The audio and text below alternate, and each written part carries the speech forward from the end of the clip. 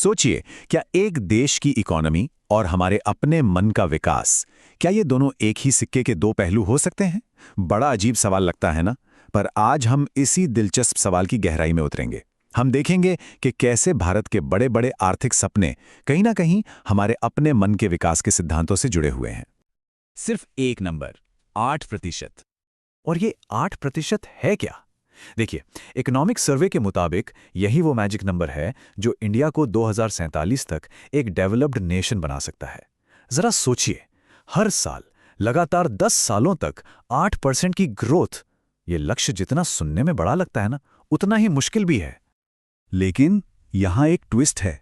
क्या हो अगर इस बड़े आर्थिक लक्ष्य को पाने का रास्ता कहीं बाहर नहीं बल्कि हमारे अपने अंदर से गुजरता हो? यही वो आइडिया है जो आज की हमारी इस पड़ताल का सेंटर पॉइंट है। एक ऐसी जगह जहां देश की तरक्की और मन की शांति एक हो जाते हैं। तो आज का हमारा सफर कैसा रहेगा? देखिए, हम 5 हिस्सों में बात करेंगे। सबसे पहले 8% के इस सपने को समझेंगे। फिर बात करेंगे उन अंदरूनी रुकावटों की जो हमें रोकती हैं। इसके बाद देखेंगे कि रास्ता साफ कैसे किया जाए, ग्रोथ का इंजन कैसे बनाया जाए, और आखिर में इन सबको मिलाकर एक ग्रोथ वाली सोच या विकास की मानसिकता कैसे बनाई जाए। तो चलिए शुरू करते हैं। सबसे पहले बात करते हैं इस 8% के सपने की। देखते हैं कि ये कितना बड़ा और जरूरी है। इकोनॉमिक सर्वे 2024-25 में ये बात बिल्कुल साफ है कि ये सिर्फ एक नंबर नहीं है। नहीं, ये एक पूरी की पूरी पीढ़ी की जिंदगी बदलने का मिशन है। अब इसके लिए चाहिए क्या? लगातार इन्वेस्टमेंट, लोगों का कॉन्फिडेंस और कंपनियों को सैलरी भी बढ़ानी होगी। मतलब साफ है, ये कोई 100 मीटर की रेस नहीं, ये एक लंबी मैराथन है। तो सवाल उठता है कि अगर हमें पता है कि जाना कहाँ है, मंजिल साफ है, तो फिर रास्ते में वो कौन सी बड़ी रुकावटें हैं, कौन से पहाड़ हैं जो हमें रोक सकते हैं? और यहीं पर कहानी एक बहुत ही इंटरेस्टिंग मोड़ लेती है।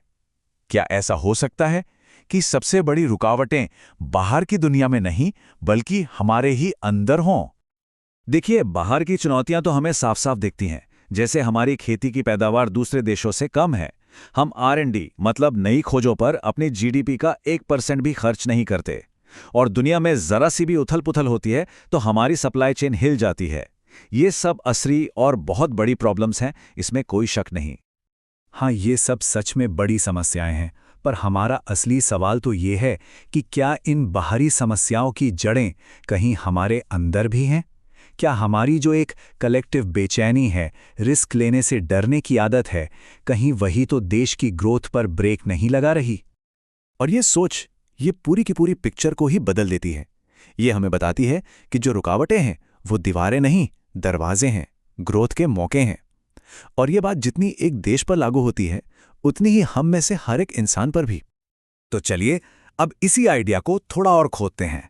जरा देखते हैं कि कैसे एक देश की इकोनॉमिक पॉलिसी और हमारे मन की दुनिया सच में एक ही ताल पे चल सकती हैं।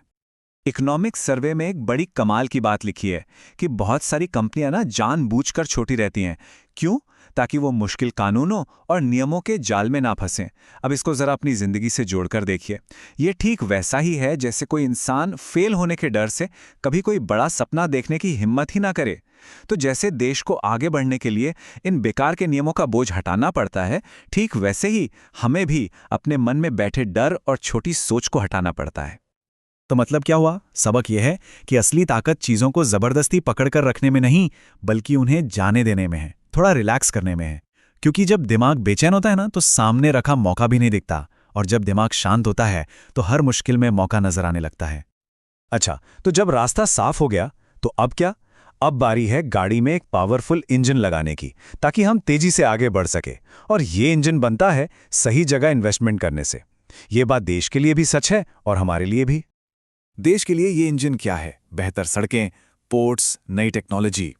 इकोनॉमिक सर्वे बताता है कि सरकार ने पिछले कुछ सालों में इन चीज़ों पर अपना खर्चा करीब करीब 40% बढ़ाया है। ये बहुत बड़ी बात है, पर यह काफ़ी नहीं है। प्राइवेट कंपनियों को भी आगे आना होगा और रिसर्च जैसी फ्यूचर की चीज़ों में पैसा लगाना होगा। और यहीं से एक बहुत ज़रूरी सवाल खड़ा होता है।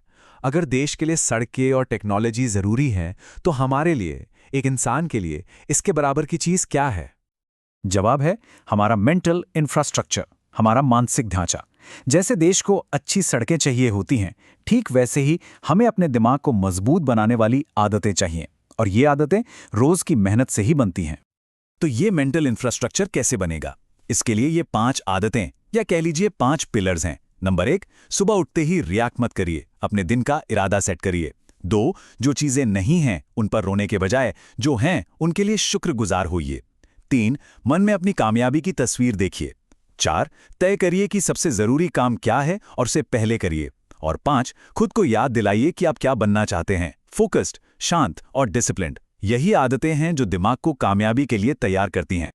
तो चलिए, अब तक हमने जो भी आर्थिक और मानसिक बातें की हैं, उन सारे धागों को जोड़कर एक पूरी तस्वीर देखते हैं। देखिए कितना सीधा कनेक्शन है। देश के लिए होता है फिस्कल डिसिप्लिन, यानी पैसों का अनुशासन। हमारे लिए होता है इमोशनल कंट्रोल, यानी भावनाओं पर काबू। देश को चाहिए सप्लाई चेन में फ्लेक्सिबिलिटी। हमें चाहिए मुश्किलों से लड़ने की मेंटल स्ट्रेंथ। देश को करने पड़ते हैं स्ट्रक्चरल रिफॉर्म्स, हमें तोड़नी पड़ती हैं अपनी बुरी आदतें। और जैसे देश को कॉम्पिटिटिव बनना होता है, वैसे ही हमें भी लगातार नई चीजें सीखनी होती हैं। प्रिंसिपल बिल्कुल वही है, बस स्केल अलग है। तो बॉटम लाइन क्या है? बॉटम लाइन ये है कि ग्रोथ, चाहे देश की हो या किसी इंसान की, वो कोई एक्सीडेंट नहीं है, कोई तुक्का नहीं है। ये हमेशा डिसिप्लिन, फोकस और कभी हार न मानने वाली सोच का ही नतीजा होती है। और सच कहें तो यही पूरी बातचीत का निचोड़ है। हमारी बाहर की दुनिया असल में हमारे अंदर की दुनिया का ही एक आईना है। कामयाबी शांत मन के बाद नहीं आती, कामयाबी शांत मन से ही आती है। एक शांत, फोकस दिमाग ही है जो असली और टिकने वाली सफलता की नींव रखता है। तो आखिर में हम इसी एक सवाल के साथ आपको छोड़े जाते हैं। जरा सोचिए, क्या यह मुमकिन है कि एक पूरे देश को तरक्की के रास्ते पर ले जाने का जो ब्लूप्रिंट है, वो असल में एक अकेले इंसान के मन को साधने के तरीकों में ही छिपा हो?